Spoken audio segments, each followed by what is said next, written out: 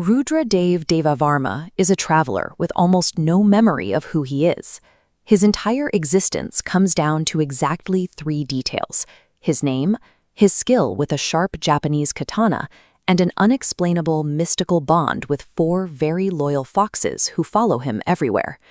While sleeping by a campfire in a remote forest, that quiet existence is violently interrupted. Two flying spirits descend from the sky and ambush the camp. Rudra wakes up instantly. He draws his blade and fights with enough raw skill to terrify the first ghost into flying away. But in the chaos, the second spirit manages to snatch one of his foxes in its claws before escaping into the night sky. Because Rudra's mind is essentially a blank slate, those four foxes are his only real anchor to the living world. Losing one leaves him with absolutely no choice but to track these supernatural predators down. He tracks their path on foot until 5:30 in the morning, arriving at a remote, hilly settlement. The morning light is a dim, eerie blue, and the village is completely dead silent. Every single window is shuttered tight. In the center of town, he finds a woman weeping under a large tree with her terrified 5-year-old son. She tells Rudra that her husband stepped outside during the night, and the spirits took him too. The ghosts hunt any living entity capable of independent thought. The woman explains that to find them, Rudra has to climb down the hills and cross the Western River.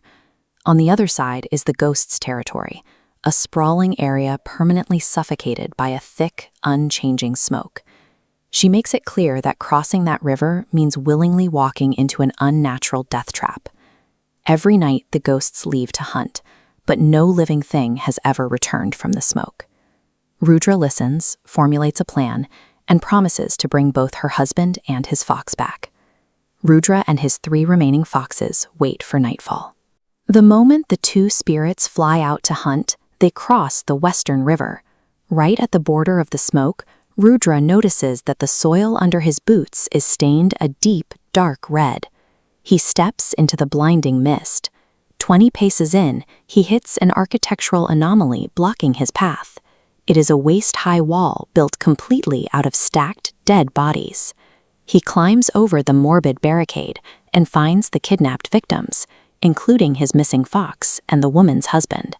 They are all standing completely unresponsive in an eerie trance, smiling blankly up at the sky.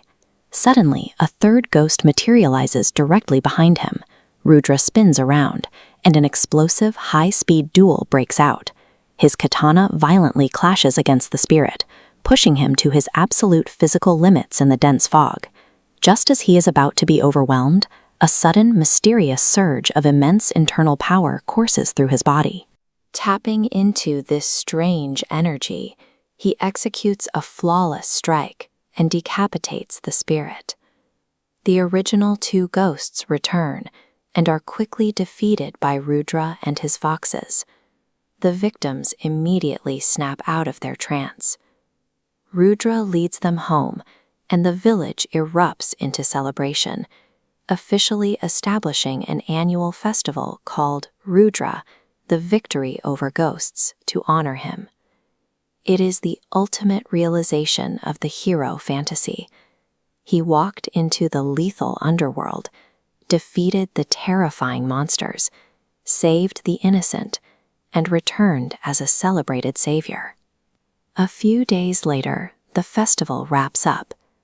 Rudra sits on a small bench at the western edge of the village, enjoying the dead silence and preparing to travel again. A ghost suddenly materializes right behind his back. It floats to his side, but it doesn't attack. Instead, it looks down at him and simply asks, "Is it good?"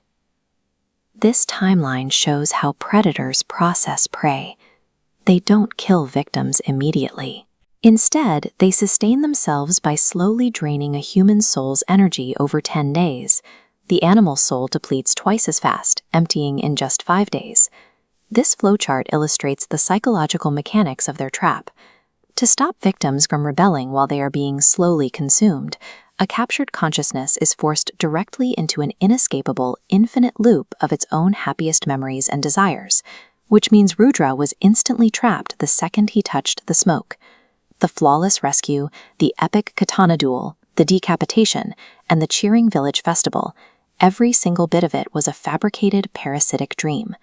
The ghosts rely on a victim's own desire for a happy ending to keep them stationary during the feeding process. The reality of the situation hits Rudra. He is currently standing defenseless in the dark, effectively paralyzed, while a supernatural entity slowly draining his life force. He lets out an agonizing scream of panic. But in that exact moment, the hidden, unexplainable power inside him erupts for real. A blinding light expands from deep inside his body and violently shatters the mental loop from the inside out. He blinks. The village is gone. He is standing right back at the edge of the thick smoke. He looks down, and his boots are resting on that deep, stained red soil. He had never even taken a step inside. Rudra stands at the edge of the smoke, knowing his previous victory was a phantom. The real battle across the river starts now.